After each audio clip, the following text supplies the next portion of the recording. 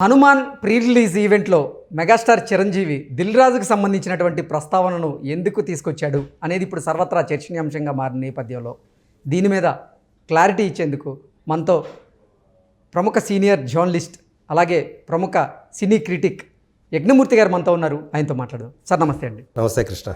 Sir, నిన్న Hanuman pre release event జరిగింది.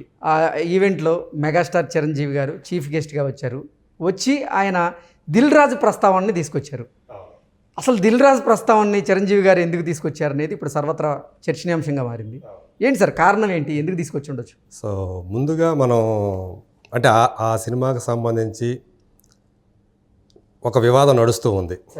ఎందుకంటే సంక్రాంతి సీజన్లో పెద్ద పెద్ద సినిమాలు పోటీ పడుతున్నాయి. సో దీంట్లో ఎక్కువ సినిమాలు కనుక వస్తే కనుక అన్నిటికీ న్యాయం జరగదు, థియేటర్లని అలాట్ చేయటం అనేది పెద్ద సమస్య అవుతుంది అనేది ఒక విషయం.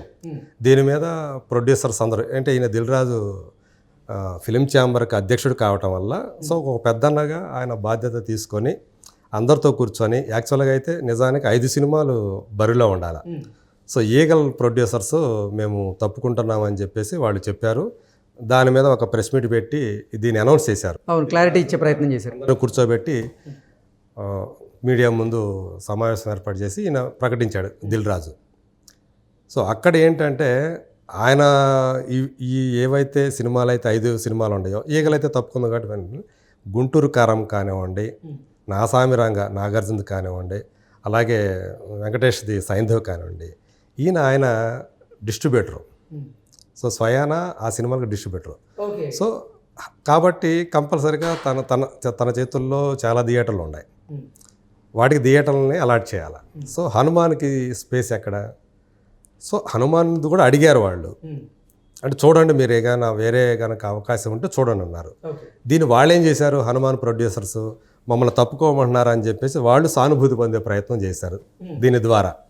సో మా చిన్న సినిమా కాబట్టి మా మీద ఇచ్చేస్తున్నారని. మరి ఈగల్ ఎందుకు తప్పుకుంది? హనుమాన్తో పోలిస్తే ఈగల్ పెద్ద సినిమా కింద లెక్క, రవితేజ మార్కెట్ వేరే లెవెల్. అవును, పెద్దది, కొంచెం పెద్దదే కదా, కానీ వాళ్ళు తప్పుకున్నారు. సో దానికి కూడా వాళ్ళు ఏంటంటే మాకు ఏదైనా కనుక సోలో రిలీజ్కి అవకాశం ఉండేటట్లు చూస్తే మేము తప్పుకోవడానికి ఓకే అని చెప్తే వాళ్ళకి February 9 ఆ రోజులకి పెద్ద సినిమాలు ఏవి లేకుండా చూస్తామని హామీ ఇచ్చారు. సో అప్పుడు ఏమైనా రిలీజ్ అవుతున్నాయి లేదని పక్కన పెడితే సో మొత్తానికైతే ఒక సామరస్య వాతావరణంలో వాళ్ళు పక్కకు జరిగారు. హనుమాన్ వాళ్ళు ఏం చెప్పారంటే మేము హిందీ మార్కెట్ని ఎక్కువగా బేస్ చేసుకొని రిలీజ్ చేస్తున్నాం కాబట్టి సో మేము తొలగడానికి అవకాశం లేదు ఆ డేట్ నుంచి, 12th నుంచి, January 12th నుంచి అని వాళ్ళు చెప్పారు. సో ఈ నేపథ్యంలో ప్రీ రిలీజ్ ఈవెంట్ జరిగింది. ఈ థియేటర్లకు సంబంధించిన ప్రస్తావన చీఫ్ గెస్ట్గా వచ్చినటువంటి చిరంజీవి గారు చేశారు. అదే సందర్భంలో మీరు అన్నట్టు దిల్ రాజు ప్రస్తావన తెచ్చాడు. ఏమన్నాడంటే ఆయన ఒకప్పుడు 2017లో నా సినిమా 150 సినిమా ఖైదీ నెంబర్ 150 అయింది నా సినిమా, అలాగే బాలయ్య బాబు సినిమా అన్నాడు, అది గౌతమిపుత్ర శాతకర్ణి. అది దాంతోపాటు 2 పెద్ద సినిమాలు ఉండగా దిల్ రాజు నిర్మించిన ఒక సినిమా కూడా రిలీజ్ అయింది అప్పుడు, శతమానం భవతి.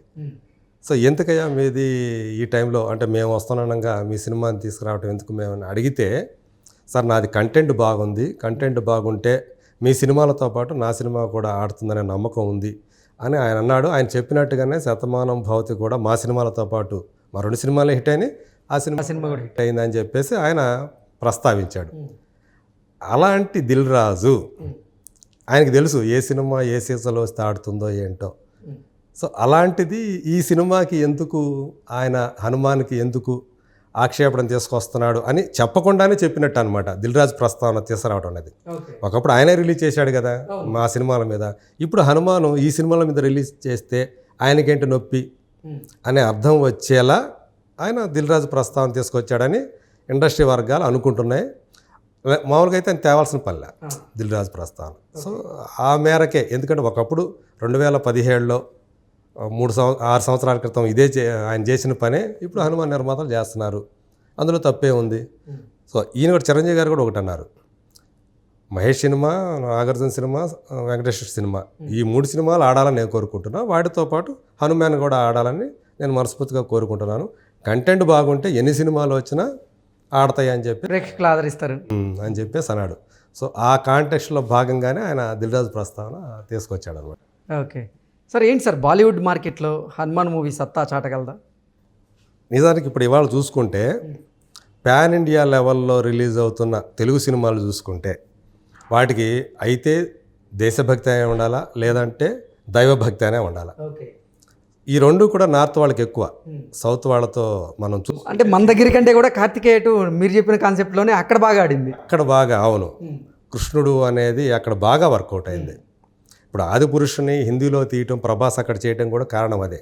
పెద్ద మార్కెట్ ఉంటుంది, రాముడికి ఉన్నటువంటి ఆ ఎనర్జీ వేరు కదా, దేశవ్యాప్తంగా నార్త్లో ఉండేది వేరు అసలు అనుకునేటువంటి. సో అందు గురించి అదే దాంట్లో భాగంగానే ఇది హనుమాన్. ఇప్పుడు మనకు తెలుసు రామ మందిరం నిర్మాణం కాబోతోంది, విగ్రహ ప్రతిష్ట జరగబోతా ఉంది మరో 10 రోజుల తర్వాత, జనవరి 22వ తేదీ. సో ఈ నేపథ్యంలో హనుమాన్ అనేది ఇప్పుడు రిలీజ్ చేస్తే కరెక్ట్ రైట్ టైం ఇది. నార్త్లో క్యాష్ చేసుకోవచ్చు బాగా ఆ సెంటిమెంట్ని, దైవభక్తి సెంటిమెంట్ని అనేది దాన్ని వాళ్ళు దృష్టిలో పెట్టుకొని దాన్ని వాళ్ళు ప్రమోట్ చేసుకుంటున్నారు అనమాట. సో నిజానికి చెప్పాలంటే అది తెలుగు సినిమా హనుమాన్ అనేది, హిందీలో అది డబ్బింగ్ సినిమా మాత్రమే. నిజానికి దానికి మార్కెట్ ఎక్కువగా ఉంది, ఇక్కడే ఉందని నిజానికి తెలుగులోనే. దాని యొక్క బిజినెస్ వాల్యూ కూడా చూసుకుంటే 25 crores, అది ఎక్కువగా తెలుగులోనే.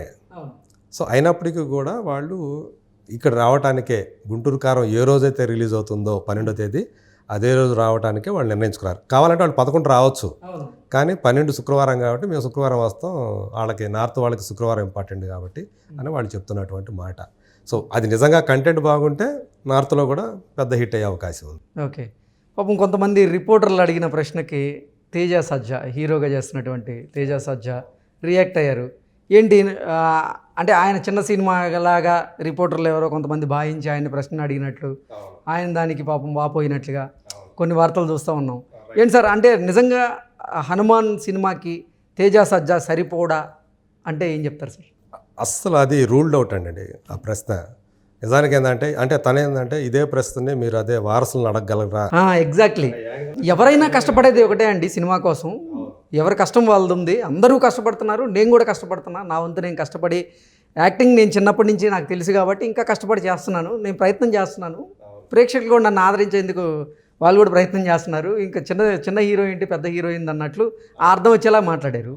ఏంటి సార్ తేజ సజ్జాని తను ఎందుకు తీసుకున్నాడు? ప్రశాంత్ వర్మకే తెలుసు ఆ క్యారెక్టర్కి పెద్ద హీరో కావాలా, తేజ సరిపోతాడా అనే విషయం అతనికి తెలుసు. సో తేజతో తీశాడంటే తను నమ్మకం ఉండబట్టే ఆ సినిమా చేశాడని మనం అనుకోవాలా. ఈ సినిమా రిలీజ్ అయిన తర్వాత అప్పుడు తెలుస్తుంది తేజ అనేవాడు చిన్న హీరోనా పెద్ద హీరోనా. నిజానికి సినిమా ఆడిందంటే ఆటోమేటిక్గా తను పెద్ద హీరో అయిపోతాడు. సో తను జాంబీరెడ్డి అనే ఒక సినిమా అంతకుముందు చేశాడు, సేమ్ కాంబినేషన్. సో అది హిట్ అయింది అది. సో ఇప్పుడు ఈ సినిమా కనుక హిట్ అయితే తన రేంజ్ ఇంకా పెరుగుతుంది. సో అందరూ కూడా చాలామంది చిరంజీవి గారి దగ్గర నుంచి కూడా ఒక చిన్న స్థాయి హీరో నుంచి ఎదిగిన వాళ్ళే, పెద్ద స్టార్లు అయిన వాళ్ళే ఎక్కువ మంది. రవితేజ్ అయితే తెలుసు కదా మనకి, చిన్న ఒక జూనియర్ క్యారెక్టర్ ఆర్టిస్టులు చేస్తూ ఇవాళ మాస్ మహారాజ్ అనిపించుకుంటాడు. అలా రేపు తేజ అలా కూడా కావచ్చేమో, మనం ఆశావాహులం కదా. సో తను కూడా అట్లా ఆశపడటంలో తప్పేముంది, తనని నిరుత్సాహపరచాల్సిన అవసరం లేదు. Okay sir, thank you so much.